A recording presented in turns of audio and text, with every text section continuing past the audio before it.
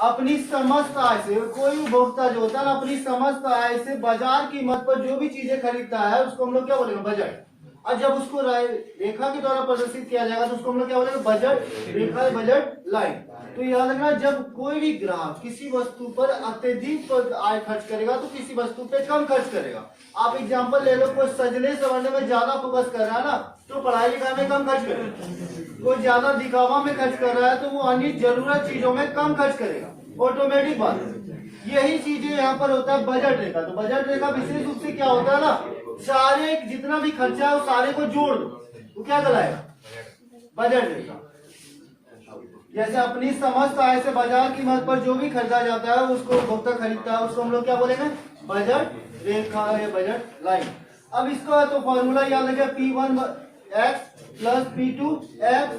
अब इसका मतलब क्या होता है समझना, P मतलब प्राइस, x मतलब तो जानिए पहला वस्तु, P2 मतलब दूसरा चीज का प्राइस, x मतलब दूसरा, और x2। अब समझिए थोड़ा सा, मान लो हम यहाँ जैसे मान लो आप लोग गए, मान लो सजने संवरने में आप खर्च किए 1000, कुछ भी चीजों का प्राइस जोड़ दें तो यार P1 प्राइस कितना, 1000 हुआ। अब सजने में कर दिए, बाल कटाने में 50, शर्ट पहनने में 1000, तो सारे को गुना करके ऐड करेंगे जो भी जोड़ने के बाद, तो ये जोड़ देंगे। वस्तु पहला वस्तु पे जितना खर्च किया उतना प्राइस लगा, दूसरा वस्तु पे जितना खर्च किया उसको आप जोड़ देंगे तो वो क्या निकल जाएगा, बजट।